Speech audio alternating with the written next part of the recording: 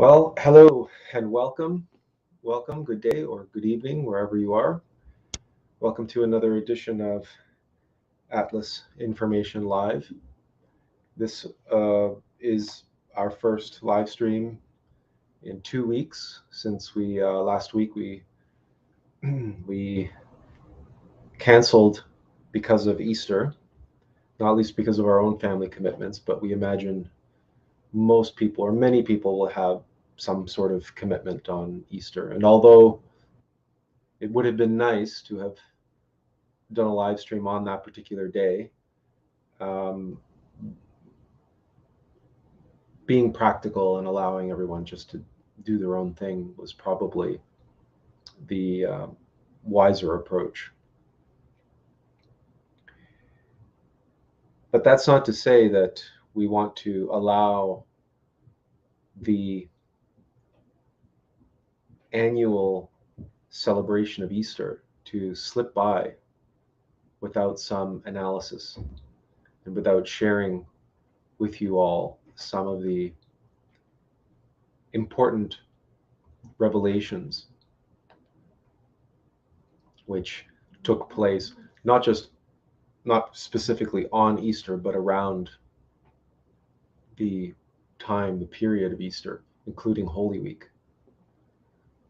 And there were some revelations in relationship to our own purpose, our own mission here in this life. And indeed, related to these live streams, related to Attlas Information, related to the book that we have been working on, and what the book we have been working on, and what book we need to be working on. So oftentimes information comes to us in dribs and drabs. Sometimes we are not privy to the whole picture or the big picture. Information is on a need to know basis. And often it is metered out to us. Such that we receive that which we need to know in the moment we need to know it in order to take action. And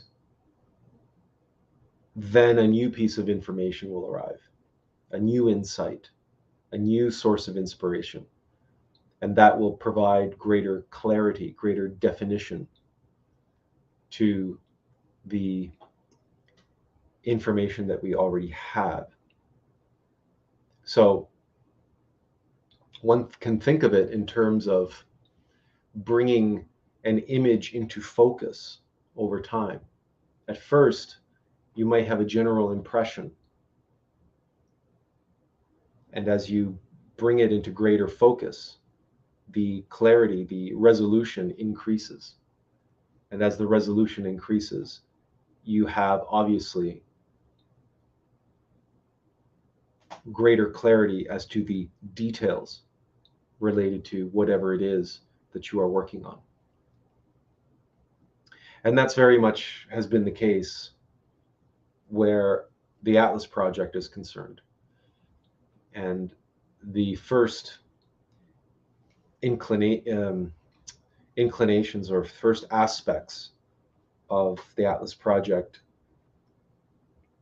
began appearing to us as far back as 35 years ago. And yeah, in our teens. And although we have never lost sight of that initial aspect of the Attlas Project, which we called Attlas Arts, the detail, the high resolution revelation around that particular aspect of the Attlas Project has not yet been revealed to us. And yet we have been pursuing it for 35 years. The question may be why, or how, or what madness compelled us to pursue something which was at best a hunch, an inkling, a feeling. And the simple answer is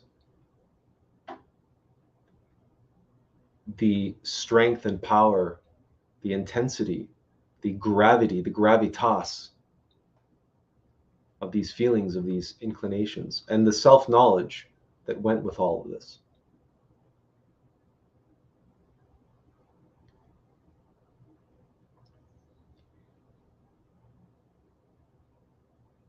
We are, as we have said before, we are ark-builders.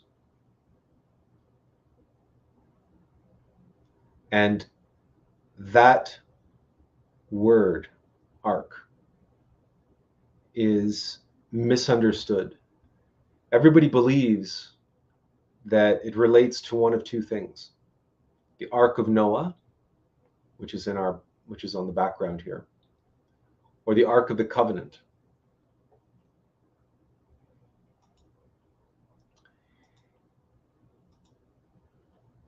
And indeed, it does relate to those two phenomena. But those two phenomena are not what people think they are. The Ark of the Covenant is not a golden box. And the Ark of Noah is not a boat. It is a vessel. Both the golden box and Noah's Ark, they are both vessels. They both contain something. And what they contain is of tremendous importance, is of tremendous gravitas, is tremendous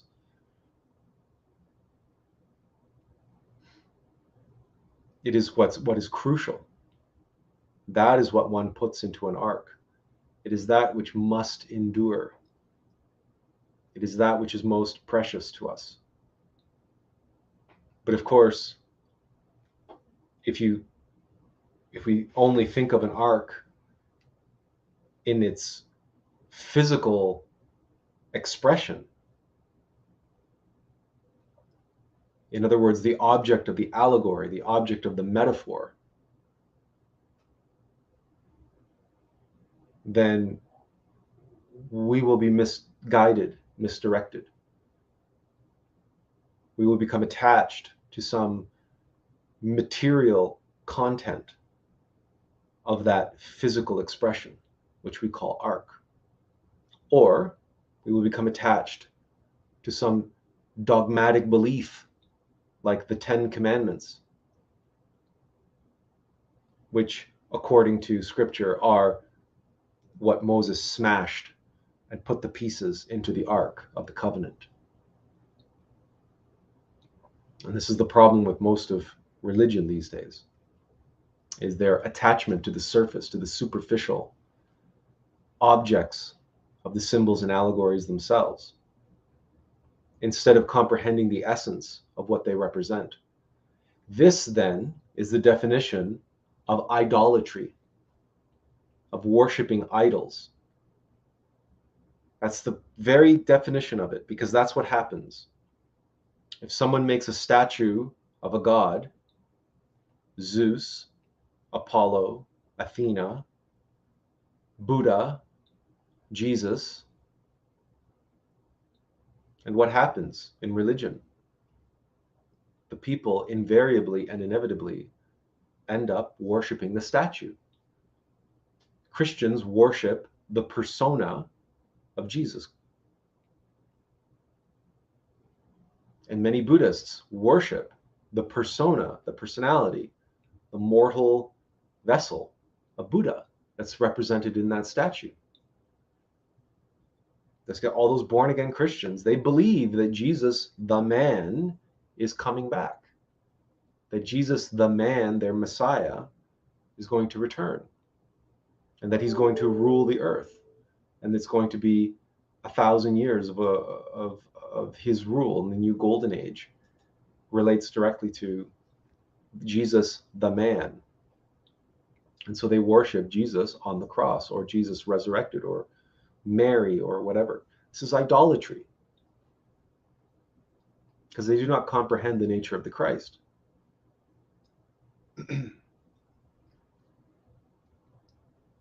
The nature of the Buddhata, or Buddha nature,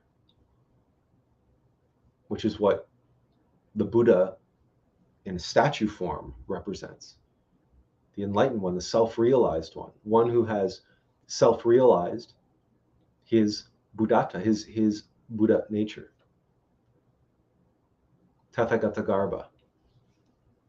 The Buddhata is the essence. Before we continue, we're a little bit out of practice, so we forgot to share the link. If you are out there and you wish to participate, you wish to come on and participate in the, as you what might a Zoom call, we've shared the link in the chat, and here it is on screen.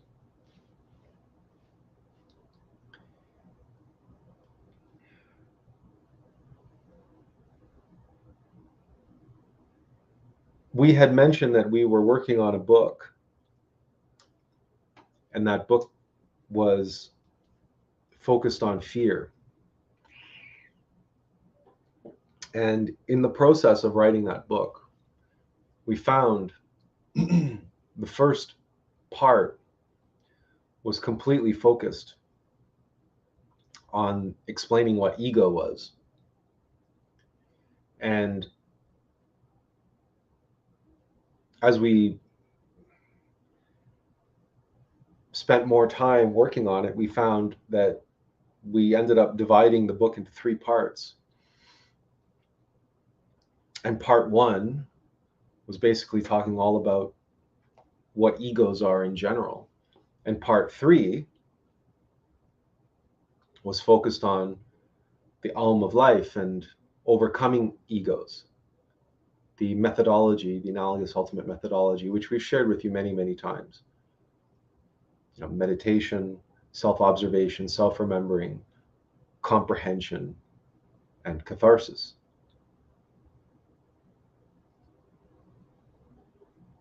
And the middle part would be the one that's actually focused on the nature of fear. But one cannot write a book comprehensively discussing the nature of fear and how to conquer it without addressing the nature of egos in general, of which fear is one, and the Alm of Life, which is the process of eliminating egos, of which fear is one. One cannot write about one's personal experience living with the demon of fear unless one has spent the time giving the reader the background as to what is in fact a demon and what is fear in fact, what is its nature, and how does its nature relate to how it operates and functions, because those things are inseparable. That would be like trying to explain to someone the nature of an SUV without first explaining to them what an automobile is.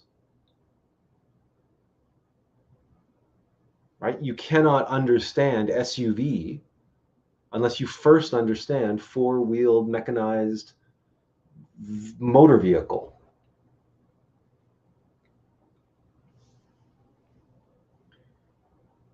And so much of what we had done and on that book is transferable to the book that we're actually writing.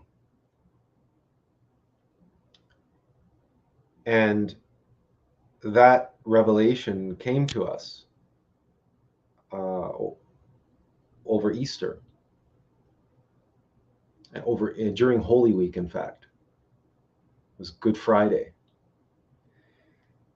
And perhaps it is appropriate because Good Friday is the day of death, the day of the crucifixion, the day that which we believed that we were working on, or that which we were attached to, or that which we were identified with, dies. And on Sunday, that which we must be, our new self, our actual project, is born. So the book that we're writing will, of course, it will be dealing with egos and how to overcome them. Precisely those aspects of this book which we had been working on. So we were not allowed to waste any of our time or effort or energy. But the time simply came to reveal to us the significance, the true significance of what we were working on and what we've been working on.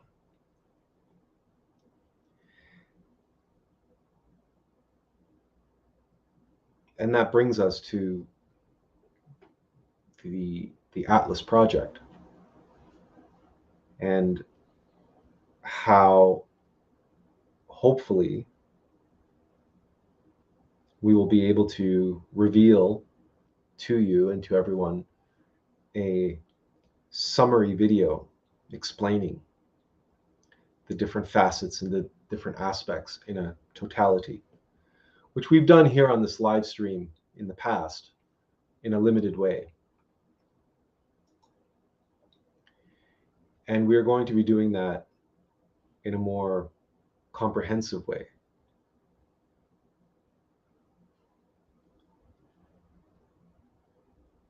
Because I'm sure you are all aware of what's been happening in the world. And we're sure you are cognizant and sensitive to the suffering and the intensification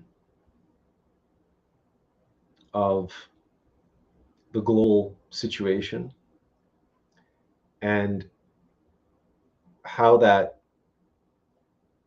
global circumstance translates to individuals and communities, how the macrocosm is intimately related to the microcosm.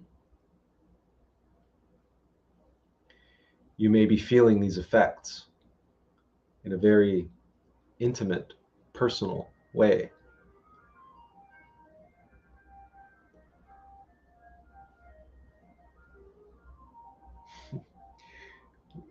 Finally have the first nice day here. So what you just heard there, if you heard it at all, was the ice cream truck making its rounds in the neighborhood.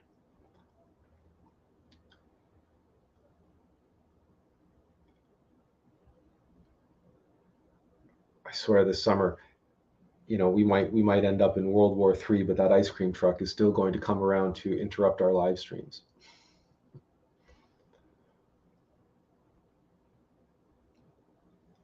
But there are changes coming. The winds of change are blowing. And the suffering that individuals are enduring has only just begun. And even though the lockdowns have eased most of the places around the world, and so we seem to have come out of the apparent COVIDiacy, or at least temporarily, until some new version of it manifests.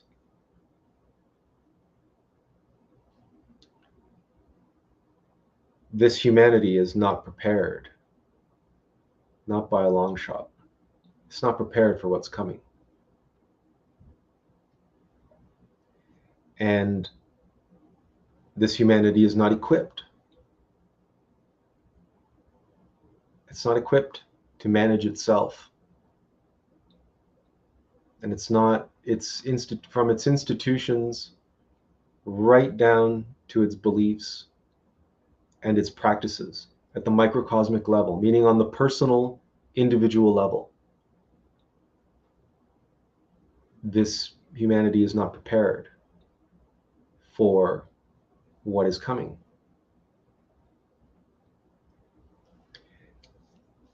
And this brings us to this discussion of the ark.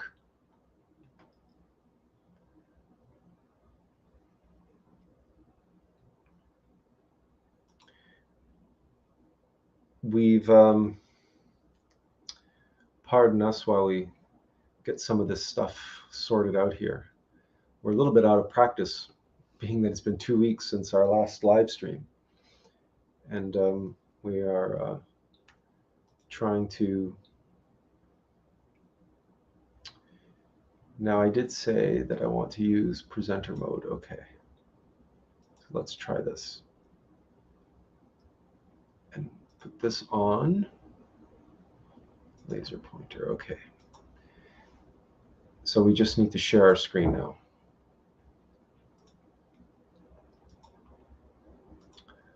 All right, that wasn't too painful. No, it went away. Let's try this again. Okay, and click that. Okay, we've showed you this meme before. It's a Larson cartoon, Far Side, with God berating Noah for building an arch instead of an ark. But the thing is that the two words are related. And that's what we explain here in the meme. In the tree of life, the tree of life reveals what the ark truly means. And the reason why the joke being funny is funny, but it's funny because it's true. Because an arch is precisely the unification of the two pillars. The two pillars on either side. It is the arch, which is the strongest form of architecture and the strongest form in nature, which creates the portal, the gateway, the entrance into the holiest of holies, the entrance, the gate into the temple, the narrow gate into the kingdom of heaven. It is precisely that arch. So that arch, or which is made from an ark, because an arch is simply an ark made out of stone or wood or whatever. But the geometric form of an arch is called an ark. And that is why on the Ark of the Covenant, we have the two angels whose wings come out and meet at their tips. You see, they form the arch.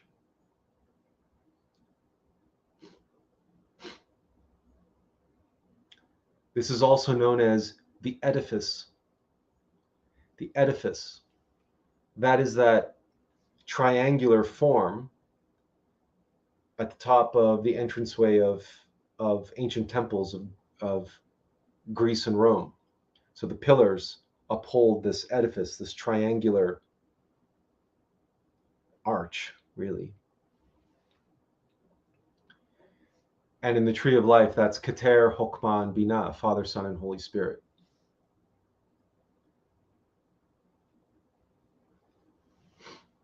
Brahma, Vishnu, Shiva.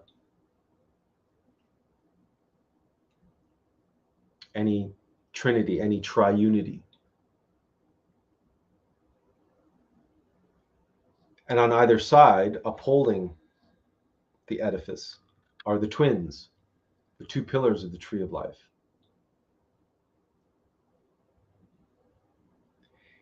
And below the edifice, in this square, it's not exactly square, rectangular portion of the tree of life, we have Da'at, which is Gnosis, the hidden Sephira on the tree of life. Below Da'at,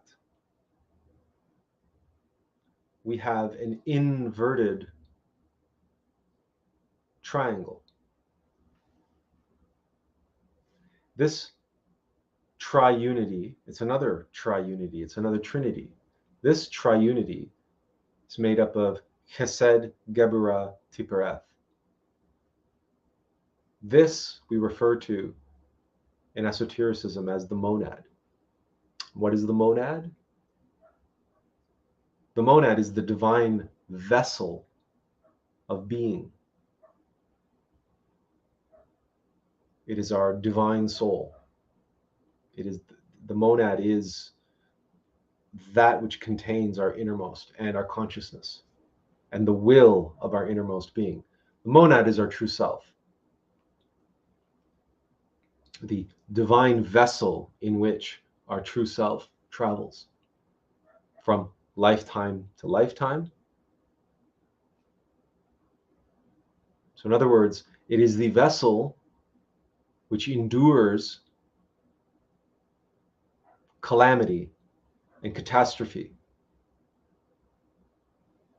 It is the vessel which survives death and destruction. It is an ark. Here we see, right, the boat, the vessel. And above it, we see the arch, and the two pillars. And in the middle,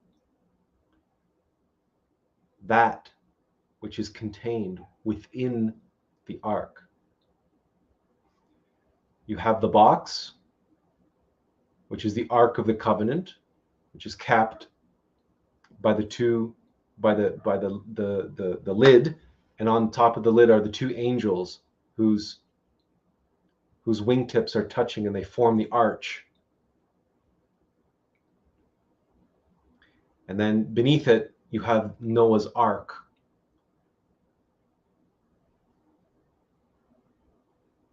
And both Noah's Ark and the Ark of the Covenant contain the same thing, that which is most precious to us. And you notice how the Star of David is two triangles which are interconnected. The upper Trinity and the lower Trinity united in union with Da'at, Gnosis.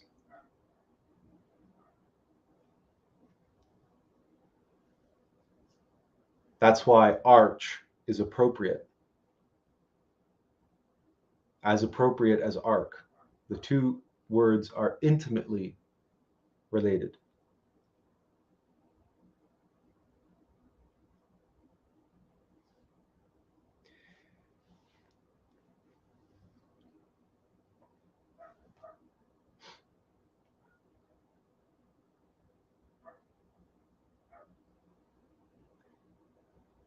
And it is just so happens that, does everyone see that? Does anybody have any questions about this? The nature of that, I mean, what goes into the Ark of the Covenant is the law, the word, right? Yes, the 10 Commandments, but it's the word of God. It's the knowledge. It's the law. That is what's inside the ark. That's da'at, that's gnosis, that's knowledge. And specifically, that knowledge relates to sexuality. laws of creation, the laws of Christification, which is the union of masculine and feminine, the law of three, the creative law of the universe. In other words, the law which governs the very trinities which unite to create knowledge, the knowledge of Tantra, in other words. That knowledge, and that's why all of male and female and what it takes to create, to repopulate the world, and what does it take to preserve the knowledge, what is the essential foundational knowledge. That's the knowledge of gnosis, but it's the knowledge of the power to create and the knowledge of the Christ. But that knowledge is not an intellectual knowledge. That is an intimate, direct, conscious knowledge. It is experiential knowledge. It is that which we seek.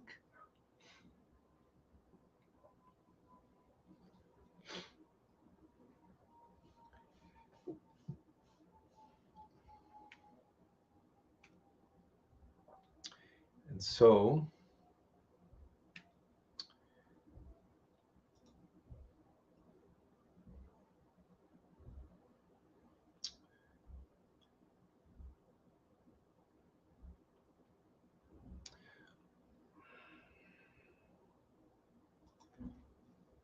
what we have been working on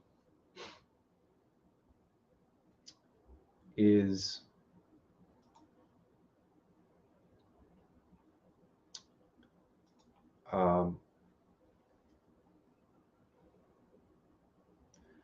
where did you guys go? There. No, there. There you go. What we've been working on is a PowerPoint presentation which is going to be saved as a video.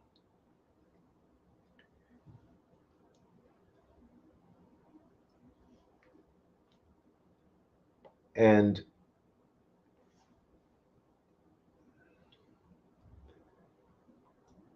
we're going to zip through actually to the end.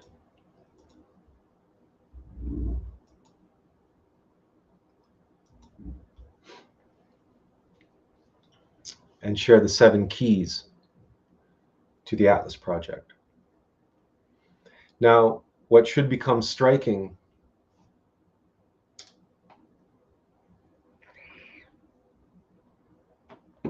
at first glance is in the context of what we just spoke about. The 2 trinities united as one. You see that here. You see the Star of David.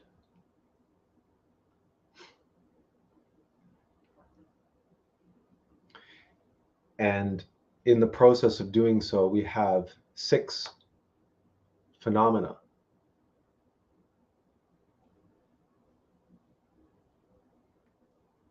And in the center, in the heart, we have Da'at, we have Gnosis, we have we're going to there's our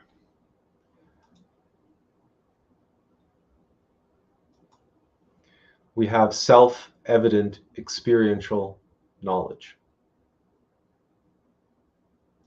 That's Da'at, that's Gnosis.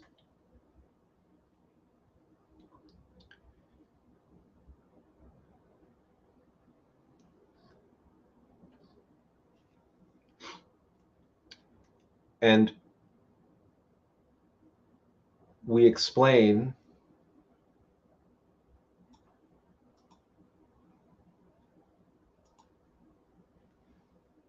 what these 2 trinities practically mean. When we refer to the 2 pillars in balanced union, we have the pillars of creation. So when we talk about 2 pillars, there are many, many pillars. When we talk about the tree of life, the pillars are are mercy and severity, Jachin and Boaz. But those pillars, that duality, reflects itself in many, many different forms. So, for example, the law of creation, masculine and feminine, the union of masculine and feminine. We have love, we have severity and mercy. And we have the twin pillars of our world. We have the macrocosm and we have the microcosm. We also have the forces of nature, right? Negative and positive forces, for example, in electricity. We also have death and birth. We have the physical and metaphysical. We have many different pillars which exist in this duality. And we have currents which run through those and they are alternating between those two poles. But in that alternation of those currents, we see the forces which power our world. Forces, for example, like politics, economics, biology, psychology, culture, etc. And the movement between the pillars, between these dualities, between good and evil, pleasure and pain, we call that the law of the pendulum. One of these expressions that people are living with right now, of course, is the dialectic between left and right, the political spectrum. And generally speaking, when it comes to the law of the pendulum, even in politics, left and right is in balance, and that pendulum swings back and forth. But if any side, once the pendulum's stuck, and we get into extremism on the left or extremism on the right, the whole system falls out of balance. And what happens is we see our world plunged into darkness. And we know that very well from experience.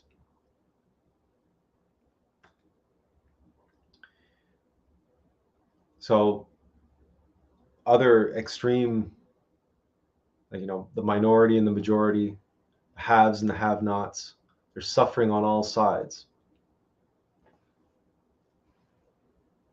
And the main dichotomy, the main duality which we are stuck on in the law of the pendulum is between craving and aversion.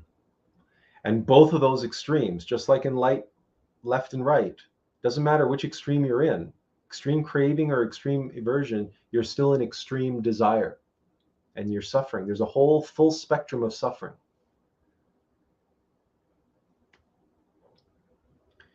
So as we've discussed many times, the goal is to get off the pendulum. Because as you can see, the full spectrum of suffering is swinging between one aspect of desire and another. But it's all desire. It's all suffering. To be on the law of the pendulum is all suffering. But at the top, we have the still point. And we have C words: consciousness and compassion. And that is the apex, the inflection point, the pivot point. And if we can move up the string from the weight of the pendulum towards the apex, towards that pivot point, that still point of consciousness and compassion, it is the difference between being caught in the storm and being in the lighthouse, which we have discussed many times. But if we can accomplish that, we can get off the pendulum and we can see our world in a new light.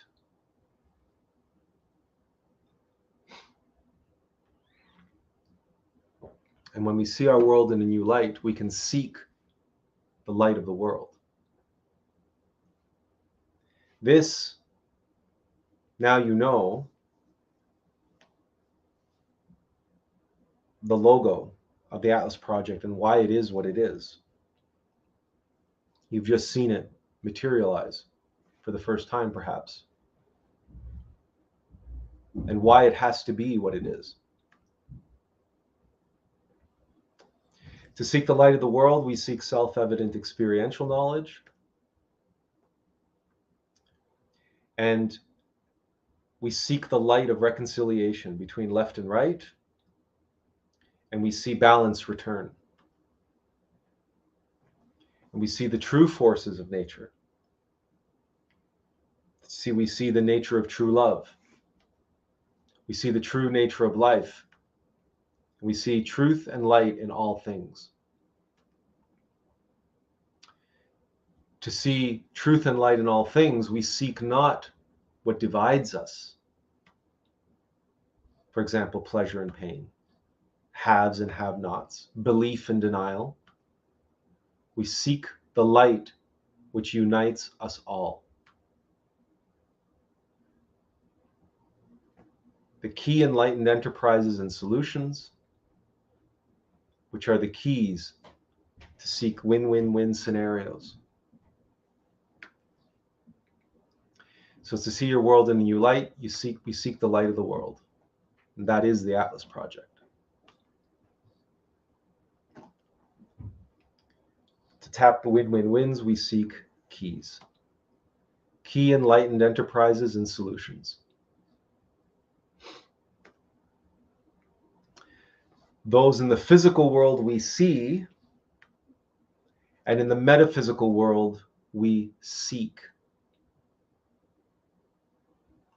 And again, we are showing how the two trinities, the two arcs,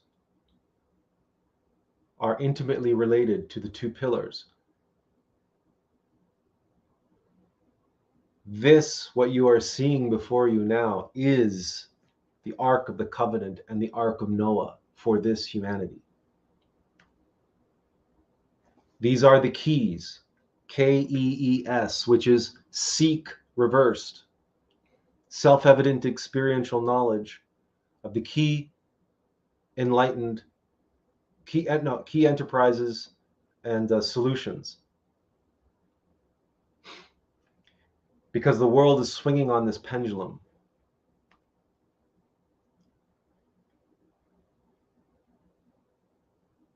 And we want to move individuals to the still point of C words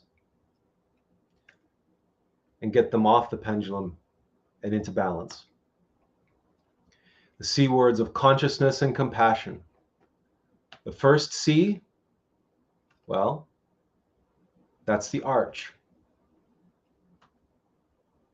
And the second C, that's the arc.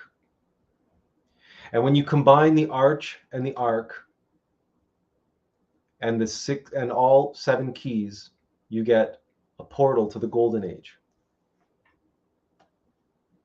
This is also can be understood as the light of comprehension, the pillar of light in between the two pillars, the pillar of the external world, the physical world we see, and the internal world, the metaphysical world we seek. These are the two pillars, Jacquin and Boaz.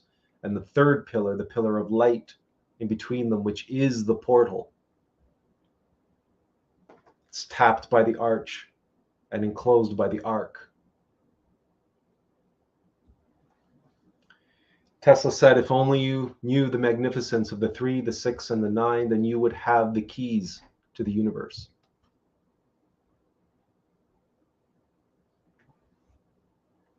These are the 9 elements, the 9 keys. 1, 2, 3, 4, 5, 6, 7, 8, 9. The keys to seeing the source of light which unites us all. And then we get into the individual keys, which we won't go through now, but we go through all of them, explaining how each individual one. The first one is ecosystem advanced human habitat, or ISA. And this presentation, this PowerPoint, which, as we said, is going to become a video. It's being constructed that way so that it can be a video.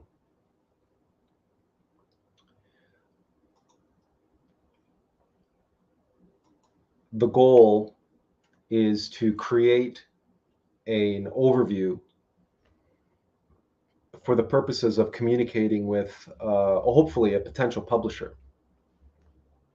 We are hoping that on the strength of our summary and on the strength of this video, this visual overview, this visual aid that gives an overview of the Attlas Project, that it is our hope that we might be able to get in advance. But even if we can't, even if we don't, we have before us the overview, the visual summary, if you will,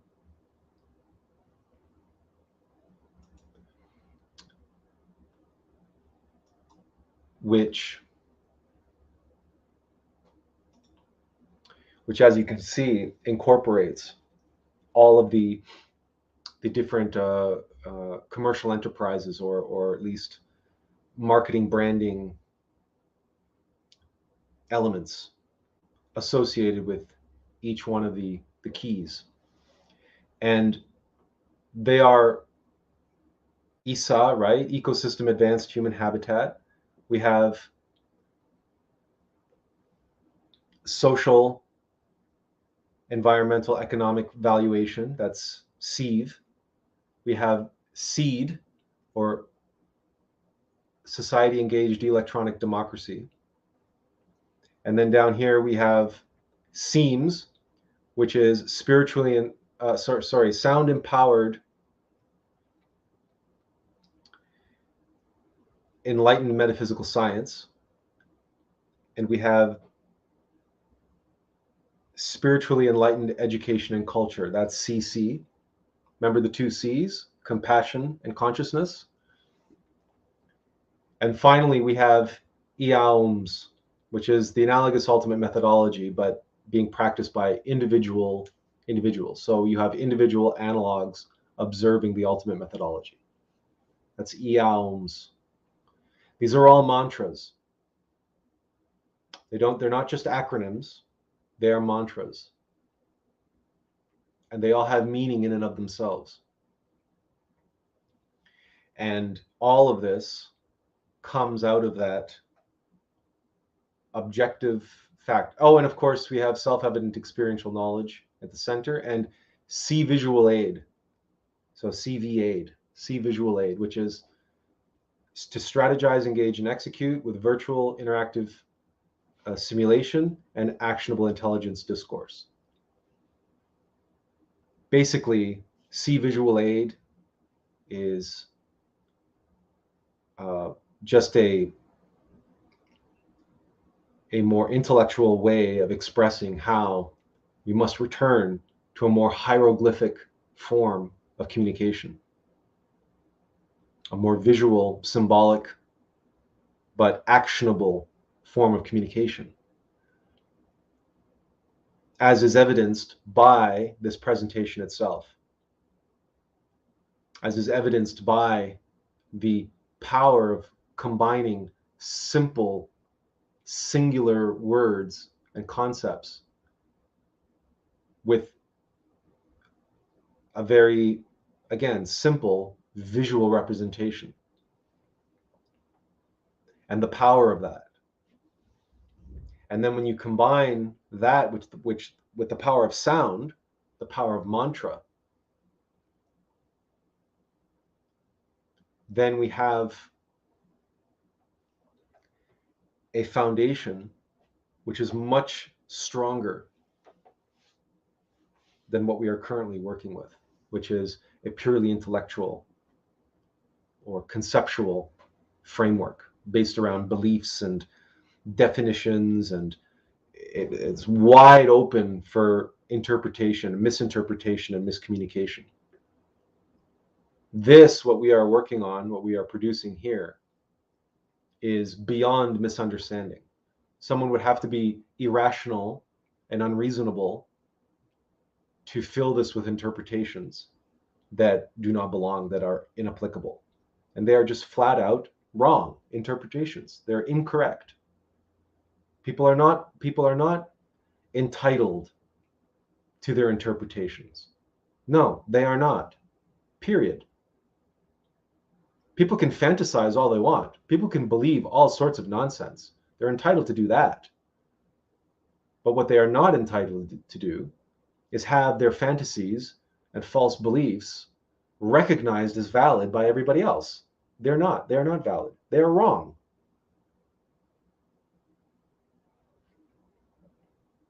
And we must stop this nonsense of treating everyone like bratty children, like Veruca Salt from Charlie and the Chocolate Factory. It is time for this humanity to recognize that it is in its twilight years, but it is still behaving as children in a schoolyard. That is a fact. That is an undeniable fact. Anybody who denies that fact is living in denial, is living in a fantasy world.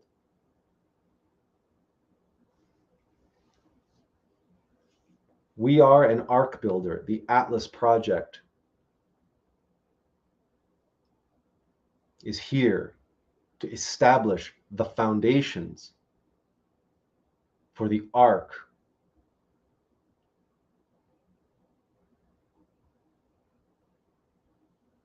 for this humanity. And as you can see, it relates directly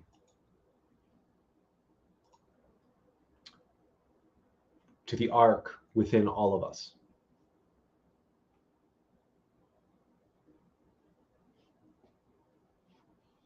Because the upper Trinity and the lower Trinity united. And what is at the center? Da'at, gnosis. And what is in the center of our ark? Self-evident experiential knowledge. And the language with which to communicate it, to share it, to capture it, encapsulate it. What goes into the ark? The knowledge. And what is that knowledge of? Of union between opposites. The knowledge of being able to live and structure society and culture and science, democracy, around the truth and knowledge of trinary thinking, of the tri-unity truth of the universe. To move beyond the duality of the two pillars, pleasure and pain, right and wrong, haves and have-nots, into the Tao, which is beyond good and evil. That is Da'at. That is Gnosis. That is the ark which awaits each and every one of us within, in microcosm.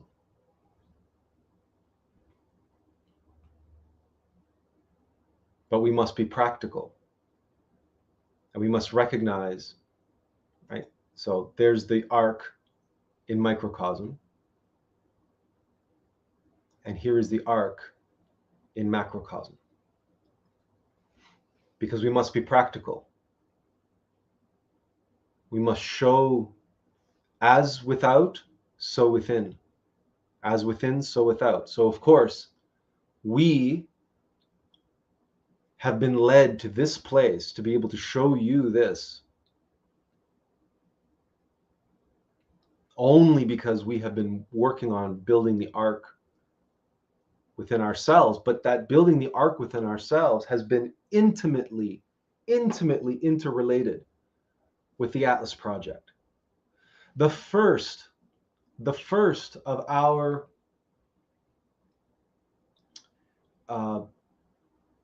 Attlas projects was Attlas Arts, and CC, spiritually enlightened education and culture, right? Spiritual arts. This is why we went into English and drama in university, because we had the vision of artistic and cultural enterprises which enriched and enlightened as they educated the population, because it was high art that we felt deep in the very essence of our being, that this humanity so desperately needs. Not content. We are sick and tired of hearing that word, content. This humanity consumes, gorges itself like a swine at a trough on this meaningless, empty dribble. These streaming services and this internet and this constant flow of garbage. And they belly up to that trough and they stick their snout in the middle of that slop. Content. Oh, the public needs content. We need to populate our streaming services with more content. Completely empty, devoid of any value, the vast majority of it anyway. There are exceptions. Of course there are exceptions, because God works with the clay that's on the wheel. And everyone's monad is constantly trying to reach them and constantly trying to work through them. So there are always glimmers of beauty and truth sprinkled. You know, even in the garbage, you can find the diamond in the rough, right?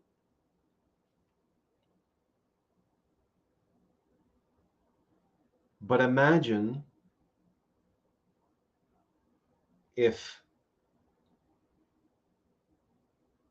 with a recalibration,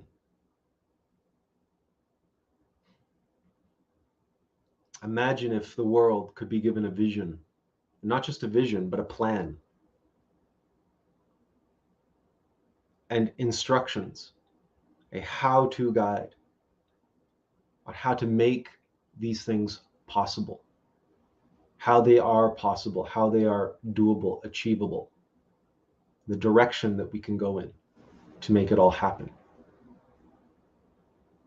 This, brothers and sisters, this is the book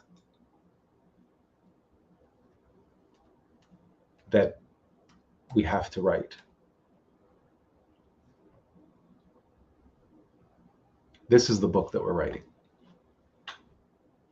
And all the stuff, all the work that we've done up until now on the book about fear was related to the alm of life and the nature of egos. And all of that is going to come right here. It's the discussion of the analogous ultimate methodology and individuals functioning in that space. Because after all of that relates to Attlas Information and these live streams. And all the information that we've shared with you related to overcoming trauma 2 weeks ago, and working with mantras, pranayama, transmutation, the elements, alchemy, and you name it. Meditation, self-observation, self-remembering, comprehension, the transformation of impressions, all of that relates to this key, which is at the pinnacle, the apex of the pillar of heaven. And the apex, the foundation of the pillar of earth, is Isa. Now, Isa, of course,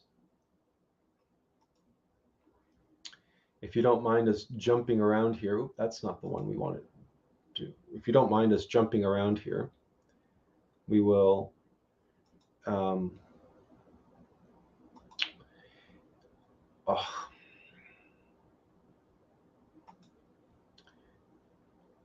we can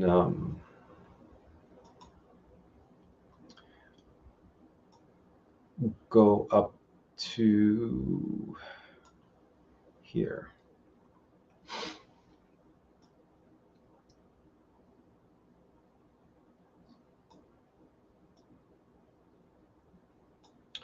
Well, you know, we might as well just, why not? Okay, so the first key, now, by the way, this is all a work in progress, so some things might not perfectly work. Ecosystem advanced human habitat. Let's make this bigger for you. This is at the apex of the pillar of earth, or the physical pillar. It's at the apex. It's the foundation of the other two, and it is the opposite of the eons, right? The individuals who are at the apex of the pillar of heaven. And the reason why that is will become apparent shortly. But Isa is based on the pillars of nature and nurture. These are both environments, our external environment and our internal environment. So what we call our indoor habitat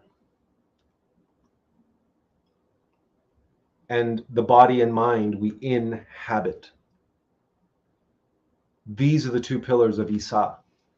One is nature and one is nurture, right? Because we nurture our psychology, but our indoor habitats are an environment. And does that environment support and nurture us?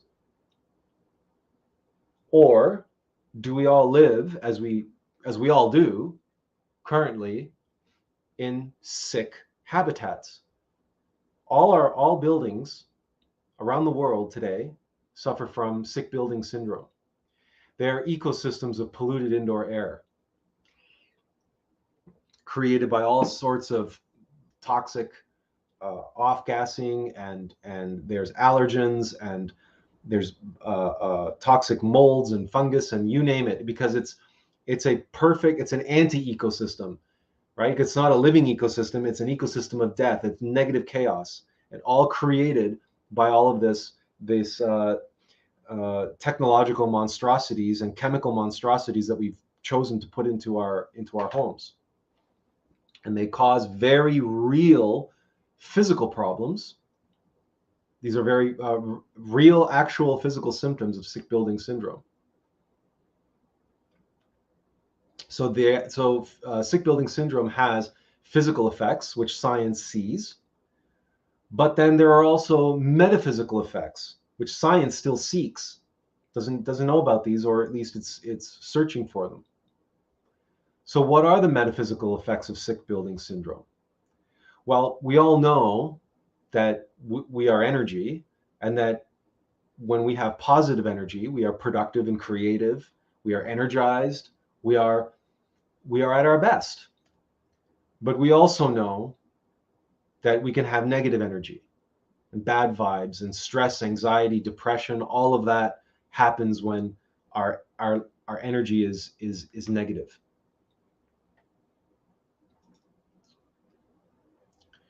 So the metaphysical effects of sick building syndrome is that we end up with a kind of black hole, a well sucking the life out of us. It's an energy drain. And it creates stress, anxiety, and depression when we are in an environment, indoor habitat, which is generating negative energy fields, and it's draining us of the positive energy we have. To reverse the effects of sick building syndrome, we need to employ building ecosystems and technology to reverse the physical effects we see, but also to support the metaphysical effects we seek. And that means creating a space of love, an ecosystem advanced human habitat. High order rainforest ecosystems at the heart of a building complex, supported by umbilical systems, which are connected to the central ecosystem and allow the ecosystem to expand into a larger field and create a larger space of love. And our vision for this looks a little something like this, where you have a central ecosystem dome, and then these what we call pea pods, or living pods, arranged around it. It's our ecodome and pea pods. So that shared ecodome has a multi-story shared space of love with a high-order rainforest ecosystem at its very heart. And this is a shared space that any of the residents at any time can come into and enjoy. We even have this spiral ramp arranged around the ecosystem so that people can go up into the canopy and they can go jogging on that ramp, or they can spend meaningful time in that space of love. This is just a rendering from the bottom looking up at the. It's a pyramid. We envision this ecosystem to be a pyramidal shape. And what we've also considered is an interior meditation and treatment room right inside the heart of the ecosystem itself, where you'll be able to enter in. Just imagine meditating in the heart of this living superorganism that's generating the space of love, and being able to go into the very heart of the pyramid where all of the points intersect in perfect harmony and perfect alignment. And in the right there at that point, that's where you lay your head down on the pillow. And this room can be used for Reiki, used for meditation, can be used for massage, can be used for any number of things. But the point is that where you place your head down on the pillow is exactly at the very, very heart of the pyramid. And that pyramid is supporting a high order rainforest ecosystem, a space of love. So now you start to appreciate how we are uniting nature in her highest expression with that nurture, these physical with the metaphysical, and combining and aligning the two in perfect balanced harmony, as an ecosystem is. A true ecosystem is collective harmony and symbiosis. So we have the central shared ecosystem plus residential or commercial units. So we have ecodome and pea pods. The pea pods themselves can be highly configurable to different size families, different size needs. They can be single or multi-story spaces of love.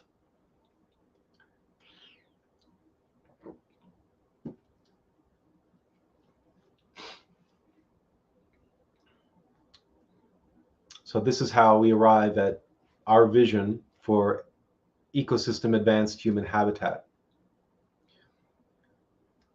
which is Isa. Now the thing about Isa is that you can't spell Isa without AH, which means affordable housing. And that's one of the mandates of Peapod Life and of the Attlas Project, is we have a business model which allows certain units to be used as short-term vacation rentals And the revenue from the short-term vacation rental units will offset and subsidize to create affordable rental units. And this is all in one compound. This is all in one ecodome. So there's no, we're not creating any ghettos here. Every single peapod that we want to do will have built-in affordable housing, and it'll be subsidized, which means it'll be viable because we have to be infinitely practical. This needs to be self-supporting, self-sustaining, but also to be able to proliferate, so we can build more of these. The affordable housing aspect, we even have a non-for-profit registered, which is called Genesis Eco Fund. That's one of its mandates, is affordable housing. So here we have, and so Genesis, its other mandates are accessibility, education, and research and development of ecosystem advanced human habitat into the health and wellness benefits, the physical and metaphysical. So Genesis has that as a mandate to be able to, that's its focus, is to be that nonprofit educational accessibility arm to, and also to do more research and development into being able to demonstrate to the scientific community the benefits of ecosystem and why advanced human habitat is not only habitat, it's not only advanced habitat for humans, but it's habitat to create advanced humans because of the nurturing aspect of it.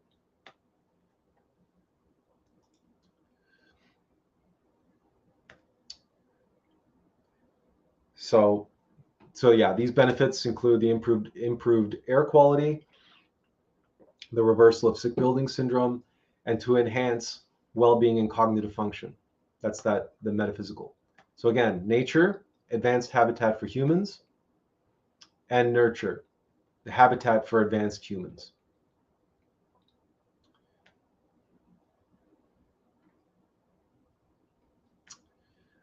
All right, so that's how, now from here, all of this is to support the microcosm. Now the thing about including the physical and the metaphysical benefits.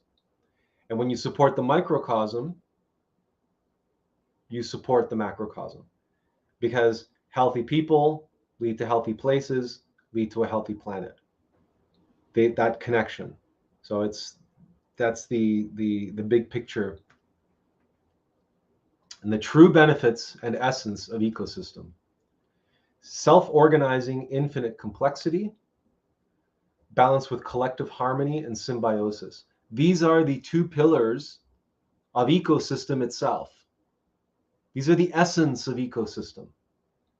Self-organizing infinite complexity and collective harmony and symbiosis. Imagine raising and educating children, families, communities within that matrix. Look at the world we live in, right? And all the complexity and all the problems and everything else. And just these two pillars. Imagine being raised within an energy field, within a space of love, whose essence of existence, of being, is based on these two pillars. Imagine how that might influence and affect the consciousness of those individuals, of those children being raised and educated within that space of love, within that energy field. That is ESA, Ecosystem Advanced Human Habitat. ESA. So why ESA? You ever heard of the Mona Lisa? Did you know that the Mona Lisa is Mona Isa, my Isis? It's my divine mother. Isa is the epitome of the divine feminine force.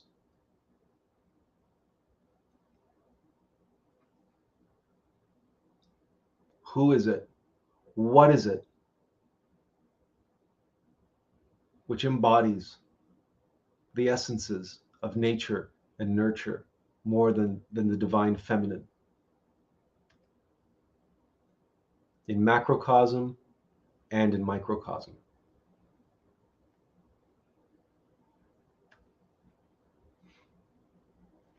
That is Isa. Ecosystem Advanced Human Habitat.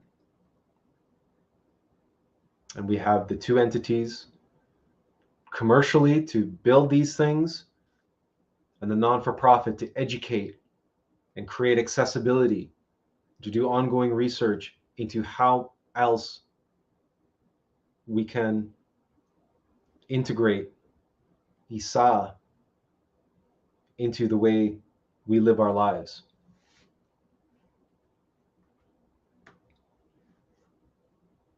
That is the foundation. And that is why it is the foundation of the Pillar of Earth and the Attlas Project. And that's why it's Isa, Isis, the Divine Mother.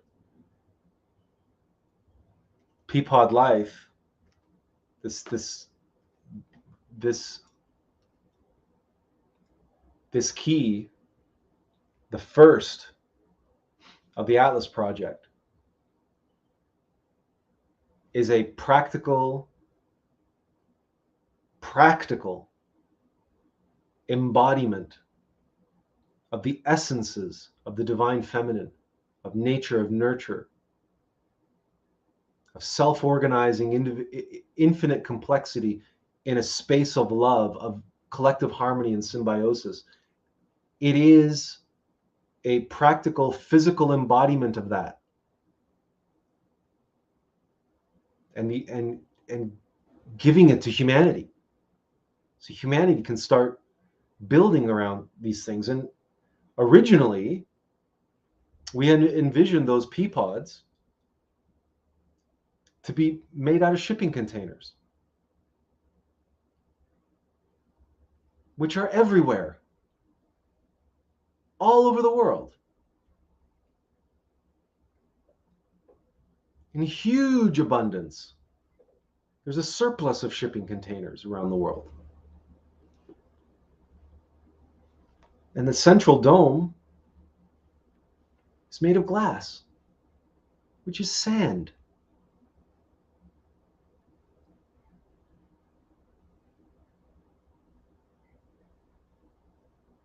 The point, the important part, is the arrangement and the situation of the ecosystem.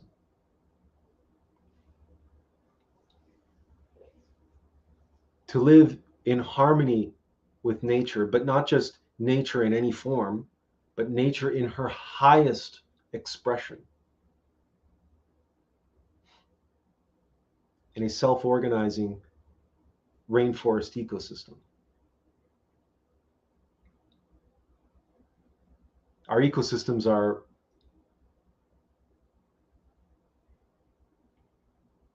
modeled after those spaces in nature along ley lines and meridians where the ancients built their temples. Because those places in the jungle is a harsh, terrible place that'll eat you alive, but then there are those places where it just opens up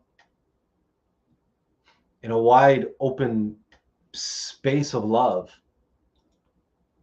and you just feel the energy there, and there's something sacred, there's something magical and beautiful in that place, in that space. And the ancients said, yeah, that's where we're going to build our pyramid,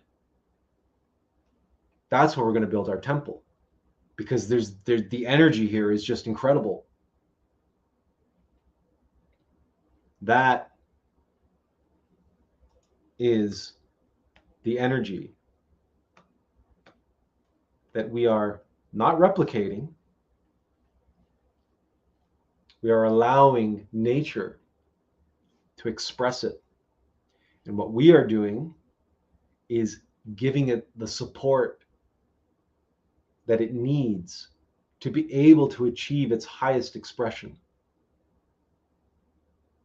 to allow the ecosystem to self-realize its greatest potential of self-organizing infinite complexity and collective harmony and symbiosis.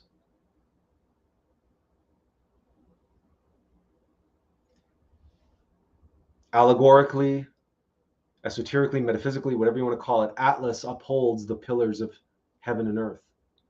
You know that, Atlas holds the earth on his shoulders. That's his thing, right? You've always seen Atlas, carrying the earth on his back.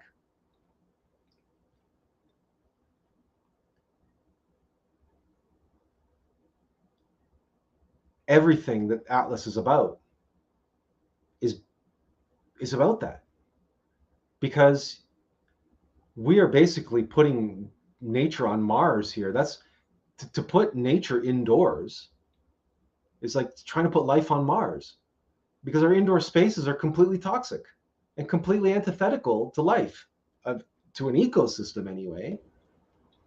A rainforest ecosystem is so delicate and precise. If you put tap water on it, it'll die. It'll die if you put tap water in an ecosystem. Try it.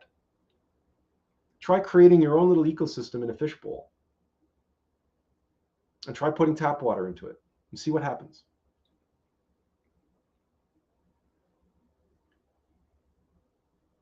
So by giving the ecosystem, by creating the foundation and supporting it in the best way we know how, and that includes the expertise, which is self-evident experiential knowledge gained over a lifetime of working with plants and animals. That's our ecosystem guru. His name is Wolfgang. His company is called Genetron Systems, and they're the ecosystem experts who we work with Peapod Life. They're our partner in the Attlas Project. They're a partner in Peapod Life. And it's his know-how and his knowledge, which we also are going to incorporate into Genesis in order for him to be able to teach others what he knows. So when we're assembling these things and trying to roll these things out around the planet, that Wolfgang's knowledge also gets transferred in the process. Because again, two things go inside an ark. Living things, yes, nature, if you want to take Noah's Ark at the literal face value, that which is required to be able to reestablish a humanity after the great catastrophe. But the other thing that goes into the ark, as we've already discussed, is knowledge, da'at, gnosis. But it's self-evident experiential knowledge. It is the knowledge accumulated over a lifetime. And in this case, it's how to do ecosystems indoors, because as time progresses and the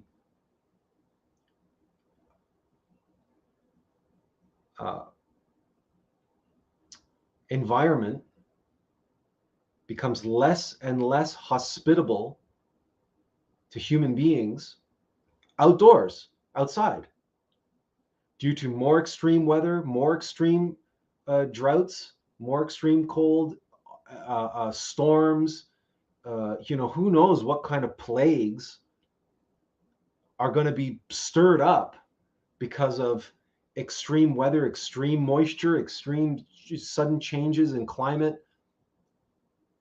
Who knows what kind of catastrophic plagues are going to come with that?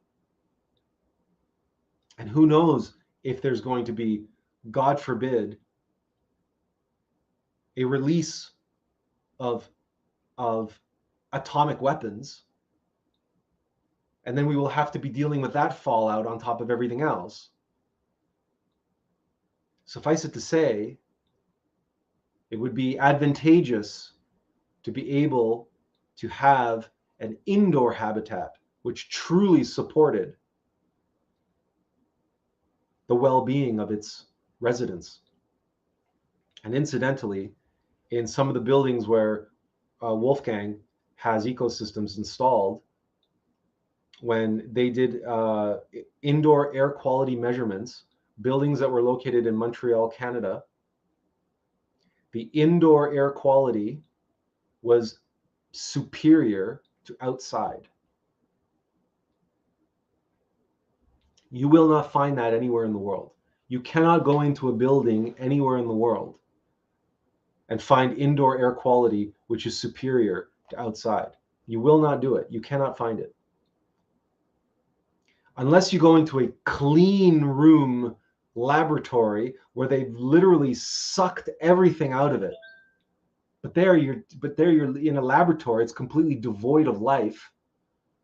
It has it's the energy of that place is all wrong because of the fact that there's no real life there, and all of the lighting and everything else, and all the technological jumping through hoops that they have to achieve to create a so-called clean room makes it an absolute horrible place to be in. You would never want to live in a place like that. It's completely sterile.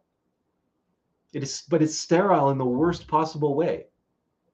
So our ecosystems are clean, healthy, fresh air like you get in the best places outdoors in nature, as far away from cities as you can possibly get. We can create that indoors in an urban environment, in an urban setting. We can put one of these peapods, we can put one of these on the roof of a building in downtown Manhattan or in anywhere. And we can have indoor air quality that's superior to outside. As one example. And as that outdoor air quality gets worse and the outdoor environment becomes more deteriorated, then we have a practical means in order to be able to have a self-organizing, regenerative, life-supporting, but also energy and consciousness-supporting space of love moving forward. And it's Isa, Mona Isa, my divine mother, my Isis. All of that is packed and packaged into this one aspect of the Attlas Project. And there are 7 of these. This is only one. But all of this needs to be written down and written out. This vision has to be presented to the world in a succinct way, and it needs to proliferate. We need to work with a publisher. We can't just rely on YouTube, and we can't rely on just doing this ourselves and self-publishing and all that kind of stuff, because we did that. We tried that. And it's simply not practical, because we also have to have the ability to go on tour and speak to people one-on-one and speak to them in audiences live and take this presentation and subsequent presentations, which will fall out of working on the book with more detail and greater clarity, right? That high resolution, right? Because all of this is just a very, very broad general discussion, right? Because this is just a summary that we're working on right now, a summary, an overview, right? And then each chapter will need its own video, its own overview. So it's going to be layers and layers and layers and layers. And you peel back the layers, you get into more layers and more detail. But this is what we're working on. This is what we need to continue working on. And what we are going to be sharing with you as we move forward is more and more, it will be related to this larger enterprise even as we continue on doing what we've been doing so far in the microcosm. So working on ourselves, building the ark inside of ourselves. Because at the end of the day,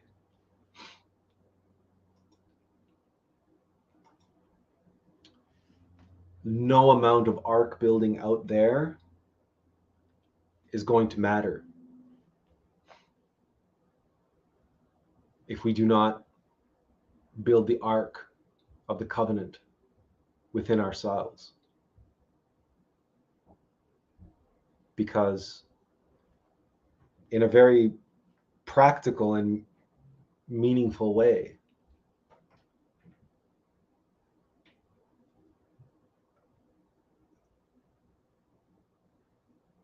well, if you have heard of the seed ark, have you heard of the seed ark? It is a vault that is, if we have our information correctly, it is a vault beneath the permafrost line somewhere in Scandinavia, within the Arctic Circle, and where all manner of heirloom seeds are kept in a protected, environmentally controlled vault.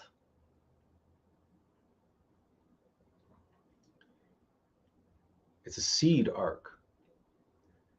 And the concept is, of course, is that should some great calamity befall this humanity,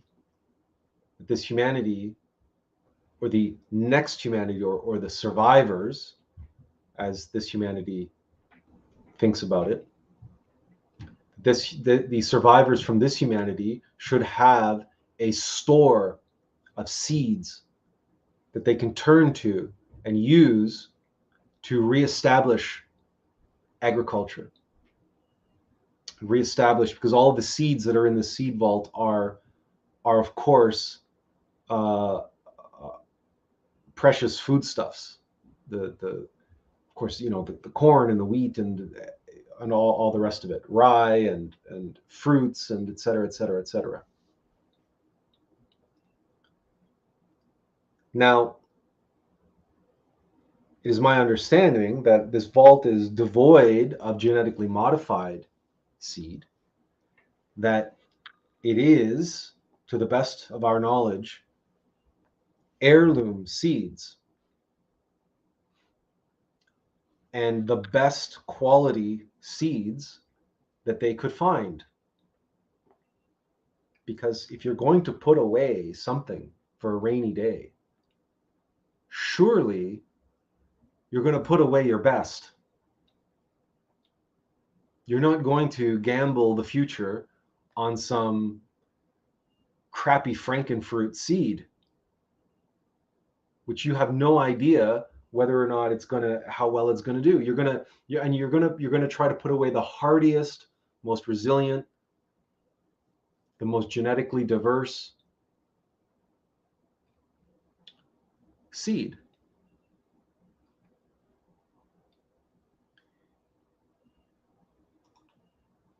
The same can be said for any ark. And the same can be said for the Attlas Project. Ultimately, the reason why we need to write this book is, and to complete the video that we're working on now, and get it on our website and get it on YouTube, and break it up into individual parts, which we can share, through Instagram and different social media and so on, is we need to attract seeds,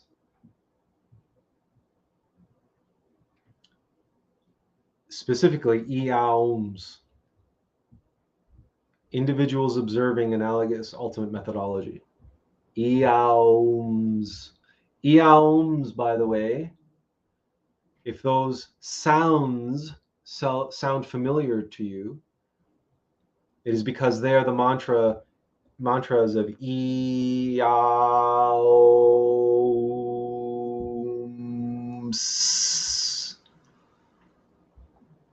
They're the mantras of the chakras. And then Eaums is someone who is illuminating their chakras, awakening and opening their chakras, illuminating their spinal column. They are raising themselves from the pendulum in the root chakra that grounds them here in their animal sexuality and their desire, and raising it up into their third eye and crown chakra of the pineal gland, and opening their third eye and getting to the still point of C words, right? The C words: compassion, yes, and consciousness, of course. But then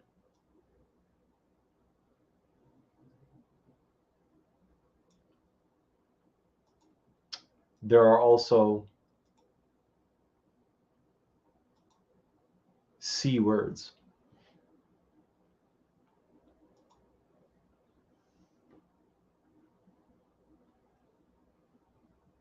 That are all based on compassion and consciousness. They are everything here, everything in the Attlas Project was born of that portal between the pillars of severity and mercy. This is the pillar of light. These 7, as in 7 chakras, 7 notes, 7 octaves, these 7 keys.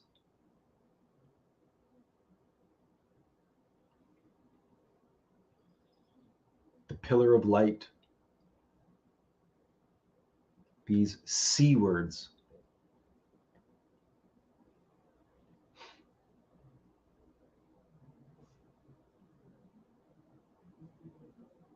So we need to put a book out there and work with a publisher who will send us on a speaking tour so that we can shine this beacon of light. We can plant this pillar of light and let this pillar of light glow and shine and allow the resplendence that is bringing it into the world, to allow that resplendence to shine and spread throughout the world, so that the Eaums, the seeds, the beautiful butterfly who are undergoing their own individual transmutations, transformations, and metamorphoses, that those butterflies shall be attracted to this pillar of light like moths to the flame. And some of those butterfly, some of those moths will have the resources, will have wealth, will have influence, will have power. There will be among them those who can bring those practical worldly resources to bear to help us build and create and realize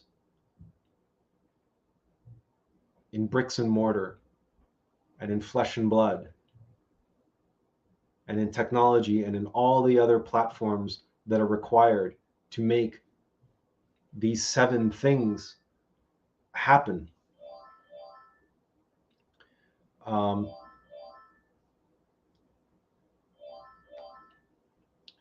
We must be infinitely practical, in other words. And in order to be practical in this world, that means working within the paradigms and working within the boundaries and working with the systems that we have to work with. God works with the clay that's on the wheel. For our part, this is what we must do. You cannot attract investment. You cannot attract partners. You cannot attract moths to the flame unless you build that pillar of light. You have to put that pillar of light out there.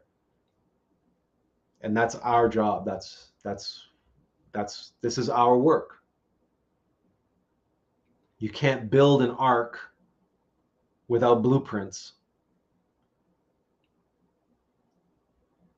So we have been given the blueprints. Now we just have to tell the story. We have to draw the blueprints up, and we have to put the blueprints out there. And that's the work that we have to do, and the work that we're doing.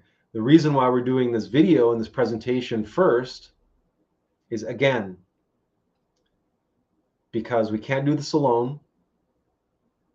And this video stuff takes for us forever, and we need to be working on writing the book. It is our hope that by doing this video and combining it with our presentation to literary agents and then to publishers, that a publisher will step up to the plate and be willing to back us by giving us an advance on the book. And that would give us the financial wherewithal to be able to outsource some of the work that we have to do, like the visual work, some of the design work, et cetera, so that we're not stuck trying to do this by ourselves. We can't do this alone. It's too much for one person. It's not our place to try to do everything by ourselves. That's not why we're here. But we finally have crystallized to at least this state that you see before you, something whose foundation is beyond reproach, and whose foundation cannot be undermined and cannot be undone. The foundation of the Attlas Project is pure light, is pure love. It's the very pillars of the tree of life, which is at the heart of every single being on this planet. Every monad, every atom has within it the tree of life. And as we have shown you, our ark is born of that ark, the ark, which is inside of you, which is inside of us, all of us. The ark of the covenant in microcosm, that every monad is the ark of Noah. And every monad longs to be united in Da'at with the ark of the covenant.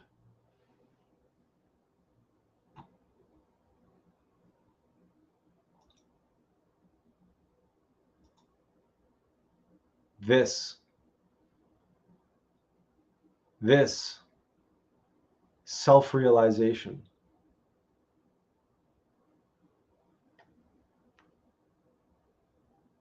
you in your highest expression,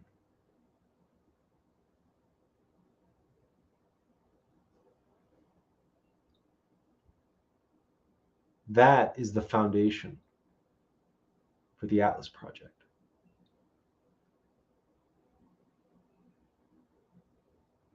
Which is humanity in its highest expression. Because microcosm produces macrocosm. A building takes the form and shape of its foundation. It cannot be any other way.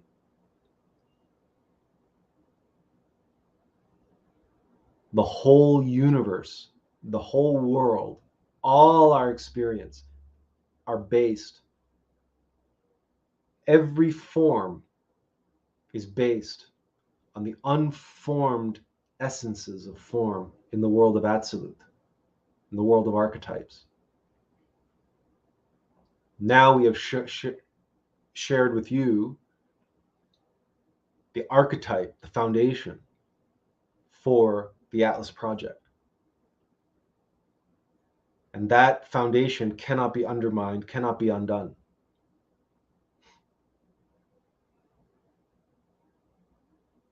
We did not make this up. This is not a product of our ego. Because surely our ego would have chosen something easier, something a little bit more bite-sized, manageable, doable, realistic. And surely our ego wouldn't have picked something from the get-go, from the age of 15, and spent 35 years suffering, trying to bring it to life, only to get to the point that you see now where it's still just vaporware. It's still just a PowerPoint presentation.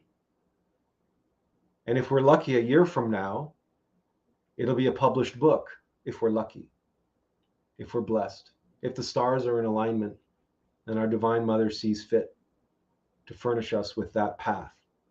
But we are being told to pursue it.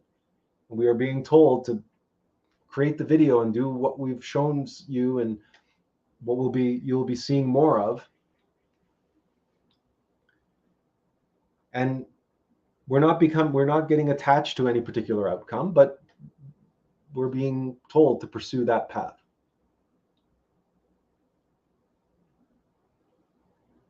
If this was an enterprise of ego,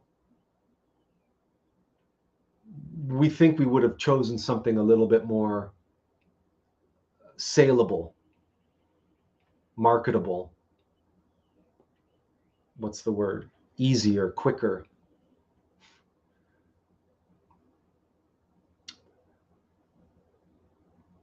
But we didn't choose.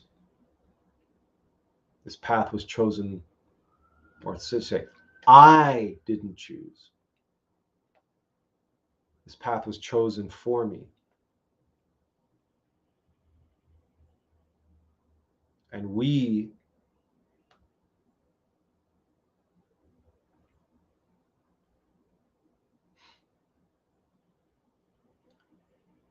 are simply being. Because perhaps we cannot communicate effectively to you when we say what you are seeing here represents the pillar of light. We cannot effectively communicate the intensity with which that light, which is behind all you see here on the screen, the intensity with which that light shines and which drives us to see this realized for the sake of suffering humanity. And as outlandish as it may seem, as ridiculous, as megalomaniacal or naive, hopelessly naive, because we recognize it is all those things.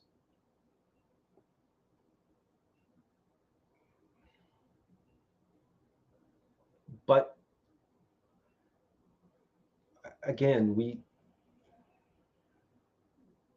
have never seen any of that as being an impediment. We have always somehow, for whatever reason, seen this planet and all its problems, that everybody seems to suffer so terrible and scratch their head and they wail and gnash their teeth and brood over this problem and that problem, and we don't know what to do, and it's insurmountable and it's so complex. And so for us, it has always been self-evident, as simple and easy. Simple and easy. People make things far more difficult and complicated than they need to be. And we We're not naive. We know why that is. We've talked enough here about ego. We've talked enough here about the Black Lodge. You know that we are not living with blinders on, or we're not living in a fantasy world. We know what the forces out there and what they're charged to do.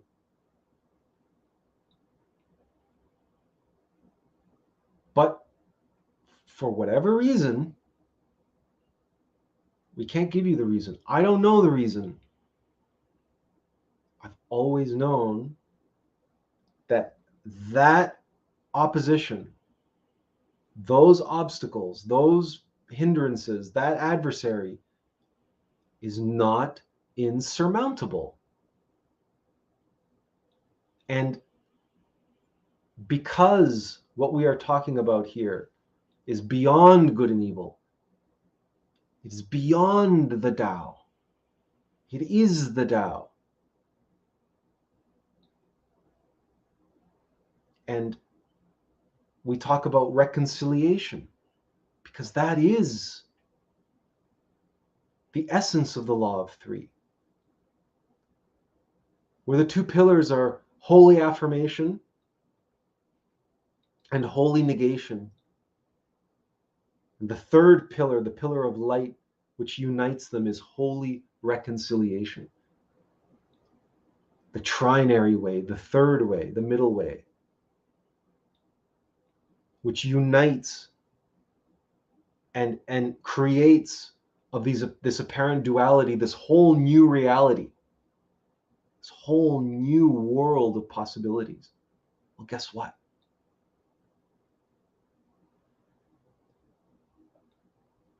Between White Lodge and Black Lodge, in that holy reconciliation, is born that new reality. So everything here is a wide open invitation for whomever to come and be a part of it, if this is what they are prepared to commit and dedicate themselves to that reconciliation. But the billionaires are building bunkers and they're building rockets into space. So we know that survival is on their mind. They have everything to lose.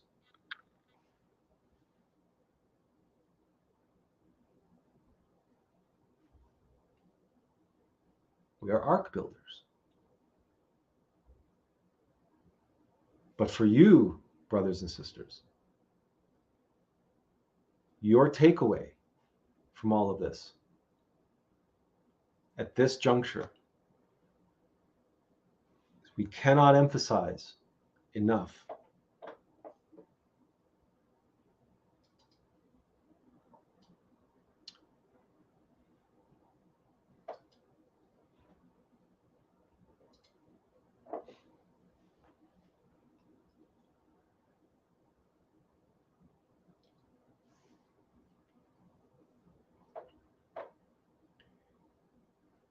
continue your work on yourself. Continue building the ark within. If we can be of assistance, helping you in that process, that has been our goal up until this moment. And we will continue to do so. We will continue to share with you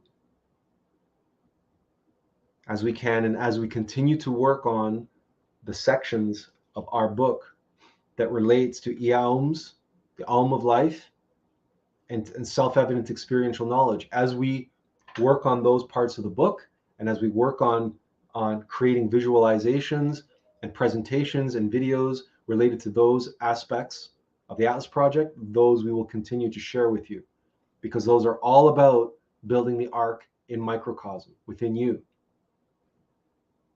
and assisting you in that, so that you may awaken, so that you may become and self-realize as the highest expression of yourself. In the same way that Peapod Life is there to support nature in achieving its highest expression. In the same way that every aspect of the Attlas Project is there to help humanity achieve its highest expression, and all the different facets of humanity achieve its highest expression.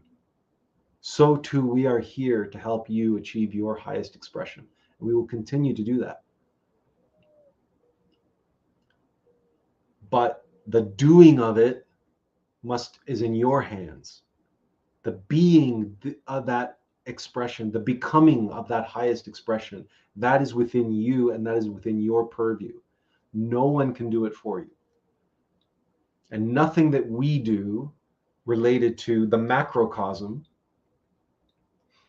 is going to be a substitute for that. Everyone must do the work.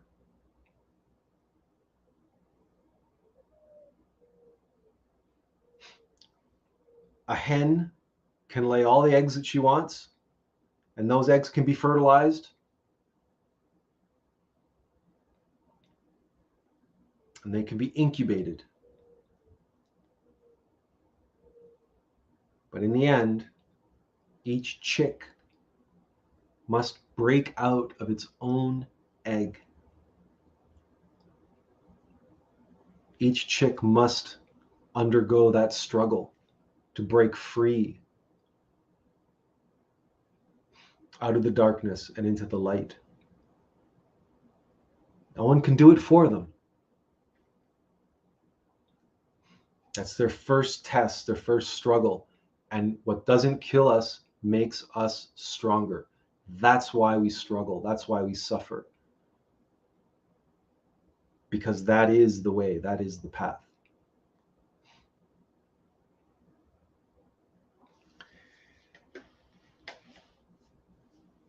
So, with that, having said all that, and we see that there's a comment. Benjamin says, "This is a very good enterprise for humanity seeking harmony with nature and himself. I think it is a genius and hope for the next generation. I hope that ears of people will with influence and wealth can hear of this so that support can be given."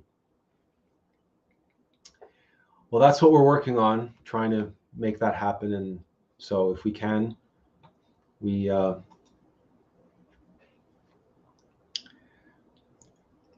well, we'll see what happens. This is going to be a short session today. We're not going 3 hours, not least because I'm sure you didn't come here for that anyway, to hear about sea democracy and sea valuation and all that kind of stuff. Because really, that's pie in the sky, macrocosmic stuff, right? But we wanted you to know that everything that we're doing here, that there is a big picture associated with it, and that we have not abandoned that big picture. On the contrary, it's just that these things take time, and we can only act on the information that we've been given. So in the meantime, remember we did the live stream on waiting in the dark, and remember in that live stream we expressed to all of you how we spent, at different times in our life, we spent decades waiting for the next whatever it was. And so since the time that we started this live stream back in August, so it's been what, 9 months now, give or take.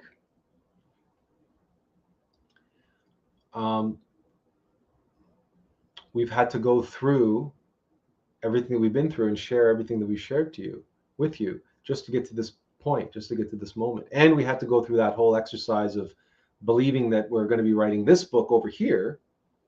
Meanwhile, we were actually writing this book over here. And having that return to us with such clarity that we now have a direction and an action plan and a way forward. Whereas for quite some time now, we were waiting in the dark. Lost at sea, right? Wandering in the desert. It's always, this is part of the path. We don't always get, the big picture and the big, right? Sometimes we have to go step by step, and that's why living in the moment is so important, because we will receive the little guidance here and there. But everything that we do for you on these live streams in relation to assisting you and supporting you, trying to help you achieve that highest expression of yourself, the awakening and self-realization of your innermost and of your innermost essence, of the intimate Christ inside of you, is all about helping you build the ark that's in here.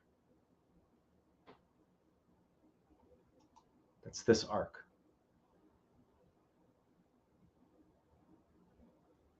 And we wanted to express that whatever befalls this humanity, and whenever it befalls this humanity,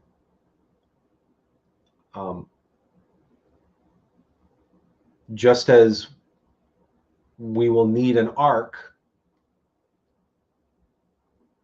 to get through, to carry us through the trials and tribulations which are to come, we will need an arch, which is the strongest form of architecture in nature, to create that support, right? Like when they tell you in an earthquake, stand in a doorway,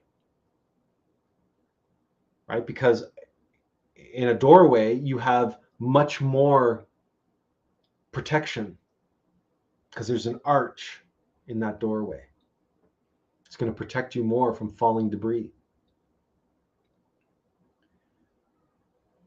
But we need that resilience inside. We need that vessel, the solar bodies created inside, transmutation and sexual alchemy, pranayama, the elimination of egos, the liberation of consciousness.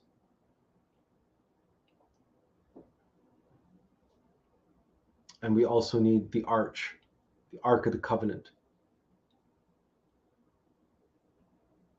It's our connection to our innermost intimate Christ, self-observation, self-remembering, intuition, meditation, prayer, so that we can become a seed, so that we can earn our place in that ark, so that whatever befalls this humanity, either ourselves or our children, our prodigy, whatever, will earn a place and be chosen to be a seed for the next humanity.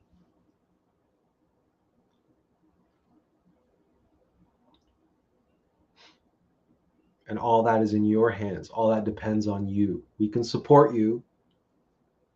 We can offer you and share with you and answer questions, etc. And we can direct you in different places for more information, etc.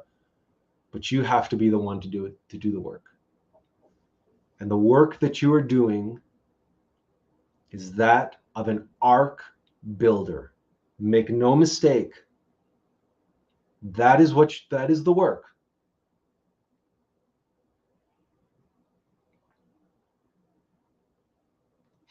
Because if you want to transcend the suffering, if you want to break free once and for all and make it to the land of Canaan, the land of milk and honey, you need a vessel to do so. You need a vessel to be able to traverse the supernal worlds.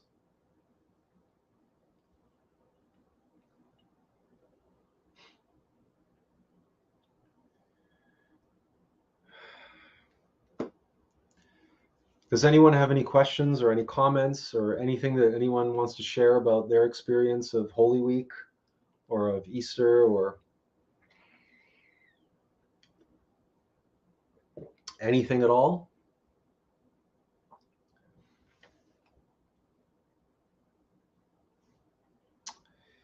If not,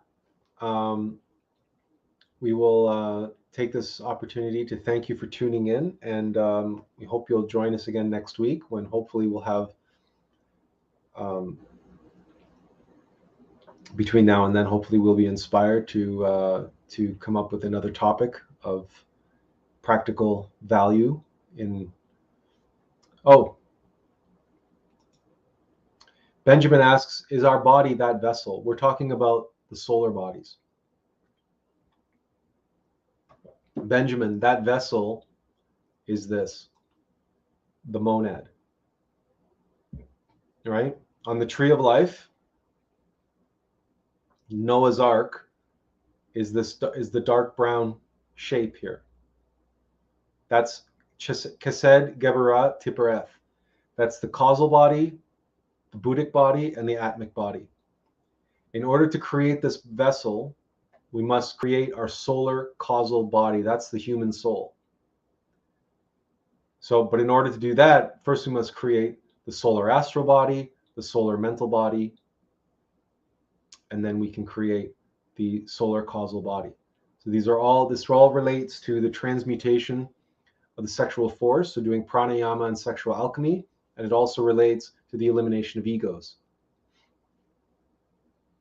The elimination of those psychological aggregates inside of us, egos, which keep our bodies, our metaphysical bodies, mechanical, which keep our metaphysical bodies lunar. And what we need is solar bodies, solar astral, solar mental, solar causal.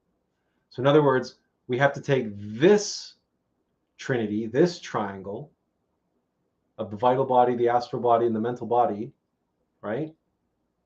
And we need to raise this triangle to this level here. There's levels and levels. So at every stage, we're taking trinities, triunities, and we are seeking to unite it with the next level above, so that when we accomplish that, we can create our solar bodies. We can awaken our consciousness. We are an enlightened being at that point, and we have created our solar causal body. We have the vessel to be able to travel the supernal worlds, but we also are enlightened at that point. We are awake. But there's levels and levels, because the next level is to unite this body with the Christ. So no, we're not talking about our physical body, although you have to take care of your physical body as well. Because that's, again, your physical body, your three-dimensional body is down here in Malkuth, right? But you see where the physical body is here, and you see where the arc that we're talking about up here around Da'at, around Gnosis, right? We're not talking about the physical body. We're just talking about the metaphysical bodies that relate. I see. Thank you, sir. I watched some Jesus films as my early tradition this Easter. I felt renewed and refreshed internally. Hope you had a great Easter too. Yes, in fact, we did. So we had some family. And so yes, we had, thank you for that. We had a good Easter, but mostly we had a powerful Holy Week and leading up to Easter, and the realizations that came from all of that, and the renewed sense of purpose. Winter has ended, and the winter of our discontent is over, and thank God we have beautiful weather here as well, and warm temperatures. So it really, we really do feel like on getting on with it now, right? When we have the direction, we have the information, we have the plan. So now it's about making it a reality. Does anybody else have any questions or comments or anything you'd like to share before we sign off for another day and another week?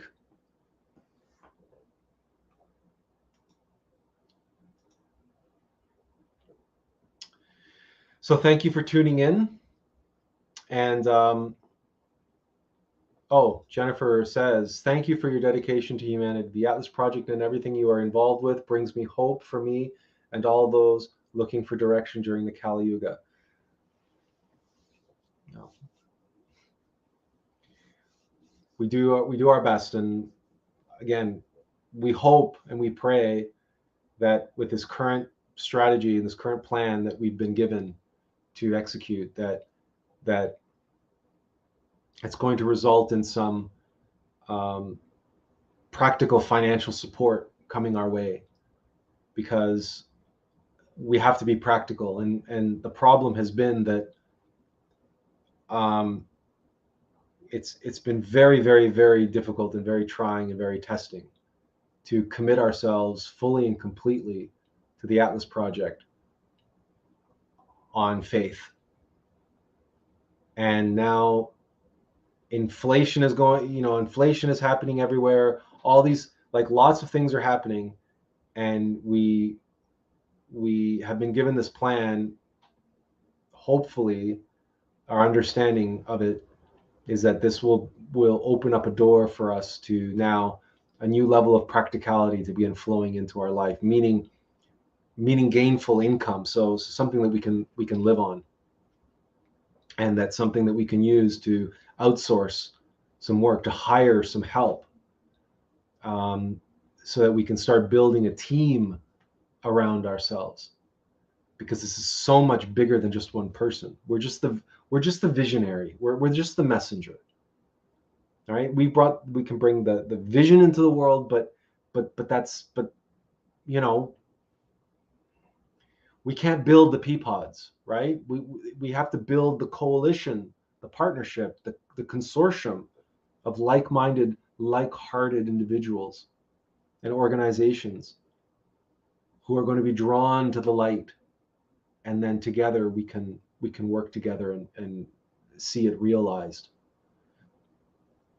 So we hope and pray that this spring and this Easter represents the germination and the next level of that, of making that a reality. But thank you, Jennifer, for that comment. Anyone else? Anyone else have anything to share or ask or anything at all?